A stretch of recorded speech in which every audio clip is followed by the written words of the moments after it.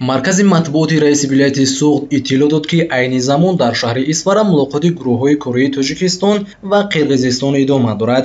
Ҳайати Тоҷикистонро фармондаҳи қушунҳои сарҳадии Кумитаи давлатии амнияти миллии Ҷумҳурии Тоҷикистон Раҷабали Раҳмоналӣ ва ҳайати Қирғизистонро раиси Кумитаи давлатии амнияти миллии Қирғизистон Қамчибек Тӯшиев роҳбарӣ мекунад. Фармондаҳи қушунҳои сарҳадии Кумитаи давлатии амнияти миллии Ҷумҳурии Тоҷикистон Раҷабали Раҳмоналӣ зимни мулоқот изҳор дошт ки Тоҷикистон ҳамеша хостори сулҳу субот ва таъмини амният дар марз аст. Мардуми назди сарҳадӣ бояд бо риояи анъанаҳои неки ҳамсоядорӣ ва ҳамзистии осоишта кору зиндагӣ намуда минбаъд пеши роҳи чунин даргириҳо гирифта шавад. Дар музокирот роҳбари мақомоти амнияти Қирғизистон Қамчибек Тӯшиев изҳор дошт ки низоъ бо роҳи мусолиҳатомез ҳал карда мешавад. Ӯ низ таъкид кард ки пост доштани одоби ҳамсоядорӣ муҳим ва бояд мардуми назди марзӣ дар фазои орому осуда зиндагӣ кунанд. Мулоқоту музокироти ҷонибҳо барои таъмини сулҳу субот дар минтақа идома дорад. Дар мулоқот раисони вилоятҳои Суғду Ботканд ва дигар шахсони расмӣ низ ҳузур доранд.